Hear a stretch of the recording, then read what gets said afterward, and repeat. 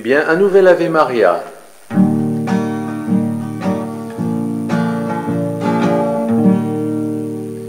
Ave Maria, gratia plena, Dominus tecum.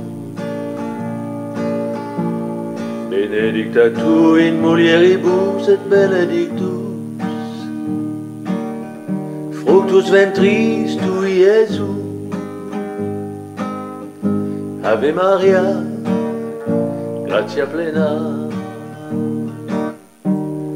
Sancta Maria, Mater Dei, ora pro nobis peccatoribus nunc et in hora mortis nostrae. Ave Maria, gratia plena, Mater Dei. Alléluia, Alléluia, Alléluia. Ave Maria, gratia plena, Alléluia.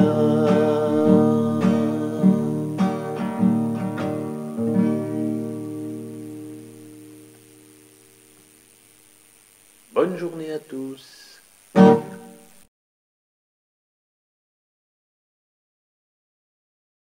Alors, chers amis, chers frères et sœurs de la croix glorieuse et miséricordieuse du Sacré-Cœur de Jésus, avant la célébration en notre Sainte Église nouvelle et triomphante du Saint-Esprit d'aujourd'hui, en ce 15 juin,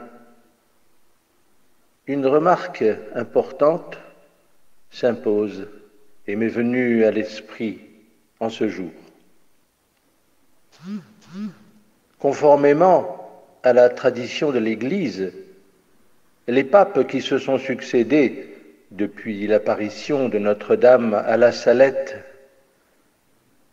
ne se sont pas prononcés officiellement sur la nature de cette apparition. Mais on ne peut s'empêcher néanmoins de constater que beaucoup de leurs actes, des encycliques, des brefs, des allocutions et d'autres manifestations écrites ou verbales semblaient inspirer des paroles prononcées en 1846 par la très sainte Vierge et qui leur faisaient en quelque sorte écho.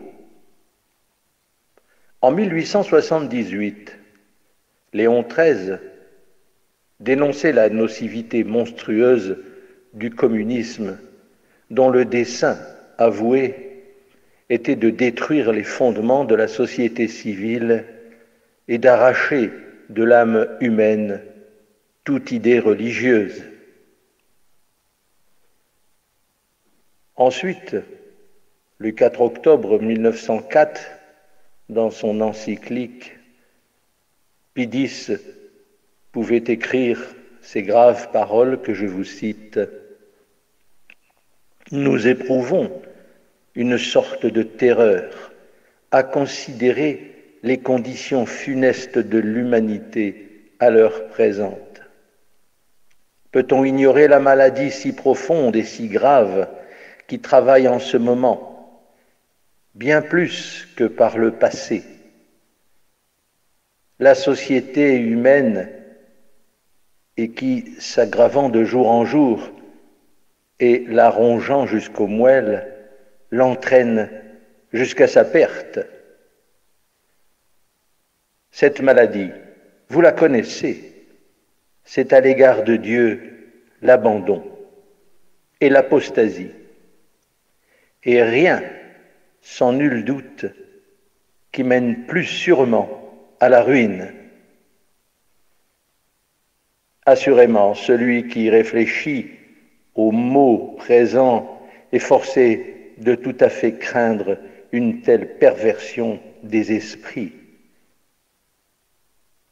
Ne voit le commencement des maux annoncés pour la fin des temps, et que le fils de perdition dont parle l'apôtre n'ait fait son apparition parmi nous.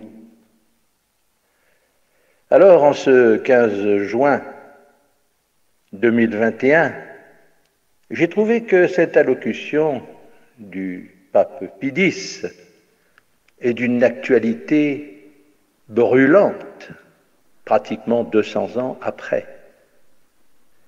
Parce qu'il ne faut pas oublier qu'à l'époque, c'est bien sûr l'évêque du diocèse concerné de Grenoble, pour ne pas le nommer, il s'appelait Monseigneur Fava, qui a fait interdire tout ce que la Vierge Marie avait demandé à sa petite messagère, pourtant stigmatisée à l'époque. Et personne n'avait osé contredire cet évêque qui, lui, contredisait le pape et qui, lui, contredisait seul contre tout Rome et tous les ecclésiastiques qui étaient d'accord avec cette apparition merveilleuse de Notre-Dame à la petite Mélanie Calva, et à qui, bien sûr, elle avait confié son secret, c'est-à-dire la réalisation de l'ordre de la Mère de Dieu. Alors pourquoi j'en parle aujourd'hui? Eh bien parce que l'ordre de la Mère de Dieu, eh bien avec ces 33 règles qui s'opposaient directement aux 33 règles de la franc-maçonnerie de l'époque, eh bien était tout à fait désiré. Et en ce jour, pour nous, apôtres des derniers temps, qui soutenons la Vierge Marie et qui rappelons que ces 33 règles de son ordre de la Mère de Dieu, qui n'a jamais été effectué par l'évêque dont je citais le nom tout à l'heure, eh bien, il est étrangement d'une actualité brûlante. Et aujourd'hui,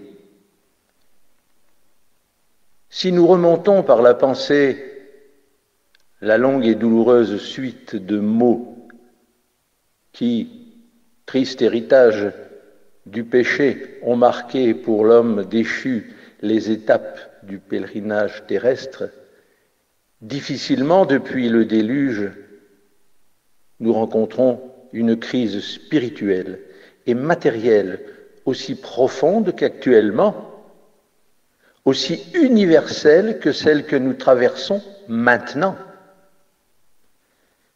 Et nous voyons aujourd'hui ce qui ne se vit jamais dans l'histoire, le drapeau de la guerre satanique contre Dieu et contre la religion, effrontément déployé à travers tous les peuples et dans toutes les parties de l'univers. Alors ce que je cite n'était qu'un petit résumé de la lettre de Pie XI qu'il avait écrite le 3 mai 1932, c'est-à-dire il y a 90 ans. Eh bien, aujourd'hui, nous sommes fiers de pouvoir annoncer que l'ordre divin de la Mère de Dieu, qui est quand même notre Sainte Vierge, qui est quand même, faut-il le rappeler, l'épouse du Saint-Esprit, eh bien, il est d'une actualité brûlante parce qu'il est soutenu par la nouvelle Église triomphante. Et l'Esprit Saint ne doit pas laisser tomber ce que la Vierge a demandé et qui n'a jamais été fait à cause d'un évêque récalcitrant, sera établi dans la gloire de Dieu et dans l'esprit de la nouvelle Église triomphante d'Adonai, notre Père bien-aimé. Amen. Alors aujourd'hui, où le matérialisme envahissant et délibérément hostile au christianisme vient s'imposer par les virus programmés, alors nous pouvons dire qu'à l'occasion du Concile Vatican II et du triste mouvement œcuménique auquel il a préludé, eh bien Jean XXIII et Paul VI, les deux papes, ont eu la douleur de voir naître dans l'Église une théologie révolutionnaire qui, sous prétexte de mise à jour, tente à ébranler tout l'édifice dogmatique, liturgique et moral de notre sainte Église chrétienne catholique.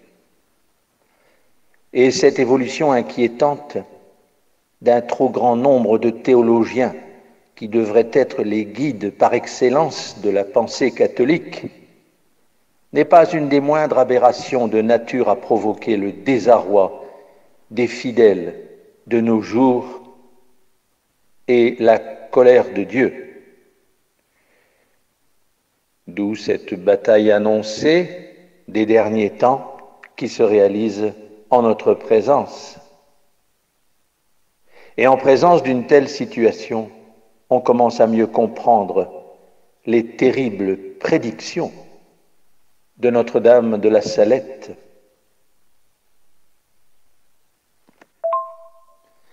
Alors oui, s'il est vrai qu'il y a concordance entre, d'une part, les prophéties de la Salette et ces prophéties de Fatima,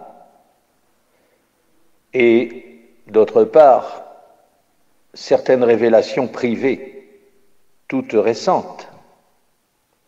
Je veux parler de notre petite sœur Agnès, ou encore en cours actuellement, eh bien, ne sortirait-on pas des limites d'une stricte prudence en pensant avec le pape Pie X, que nous avons cité tout à l'heure, que nous sommes à la veille des mots prédits pour la fin des temps. Amen.